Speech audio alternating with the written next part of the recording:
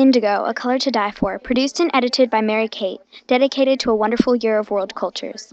Indigo was seen fondly and highly demanded throughout the times of the Silk Roads. Today, in modern times, indigo is still treasured as a luxury item for its beauty, all of its uses, and properties throughout the world. Indigo comes from an array of plants from all over. The main tropical plant was the Indigofera tinctoria that grew in India. Also, there was the Polygonum tinctorium, which was widespread in China and Japan, while the Istasis tinctoria was common in Europe. In addition, there are small sources found in West Africa and Asia. What makes these plants unique is that the dye from each of the plants is identical. Indigo was mostly made in India, Afghanistan, and Persia. The ancient Greeks then transported the indicon, indigo lumps, from India into Europe. Indigo, packaged snugly in a sack of leather, changed hands among many Asian, Arab, and Italian traders in Asian and Middle Eastern markets such as Surat, Samarkand, Damascus, and Baghdad. Europeans used indigo paint from Indian indigo to decorate churches with religious text. The best quality indigo in Europe was called Baghdad indigo after the market. The indigo plant is a subshrub that has pinnate leaves, summer purple flowers, as well as pairs of oval-pointed leaflets. The dye from these plants is known as one of the oldest and most important dyes in history, and was first made from these tropical plants. There were two methods to obtaining the indigo from the plant. In Europe, the leaves were fermented slowly into a leaf compost for dyeing. In Asia and in the Middle East, the dye was extracted from the leaves, then soaked in a vat of water. Next, by hand, the water is whisked vigorously to add oxygen, which is a task of great labor.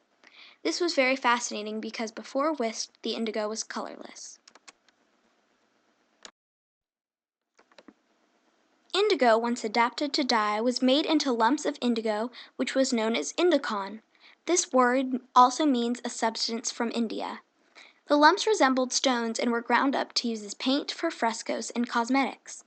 These lumps were highly valued and were commanded at high prices. However, these lumps were very lightweight, which made them perfect for travel on camel caravans or ships hauled across the Silk Roads. Indigo was highly demanded and transported vast distances by land and sea for more than 2,000 years. Once the indigo was made, it was then transported over to the west on overland routes which were part of the Silk Roads. In 1498, the Portuguese navigator Vasco da Gama discovered a sea route from Europe down the west coast of Africa.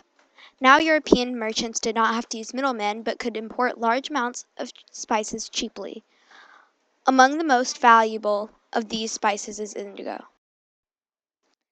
Indigo is best grown in the tropics and subtropics and is indigenous to South Asia. Indigo can be rare and hard to obtain because the plant that indigo dye comes from only grew in warm and humid climates. Indigo has widespread distribution because it's greatly sought after. Indigo is used extensively for various purposes. The leaves of the indigo plants are a source of rich blue dye which has been valued for 4,000 years. In India, it was used to deepen the black of hair. In China, the roots and leaves of the indigo plant is used for many medical issues. Indigo is used to treat depression, swollen glands, and heat rash. In addition, it was popular across China during the Silk Road times, including Tang China, who used indigo for cosmetics. Indigo sticks were also used to paint eyelids. Indigo can be mixed with other dyes so you can make purples, blacks, and greens. It was used as a building block for all blue textiles until recently. Without trade of indigo along the Silk Roads, we would not be able to wear blue jeans or denim whatsoever. The leaves have shown anti-cancer activity and are being tested as possible immune system boosters. The leaflets stimulate appetite and aid digestion. Some governments banned indigo because of supply and demand. It was known as the devil's eye. Indigo's unique chemistry makes it permanently blue. By building its color, it colors all sorts of fiber, unlike other natural dyes that only work with absorbent animal fibers. Indigo has often been a choice for practical clothing, silk, as well as other decorative fabrics. Indigo has been used for medicine, ink, and paint. Indigo is one of the primary colors, therefore the word primary hints that the color and substance is very important.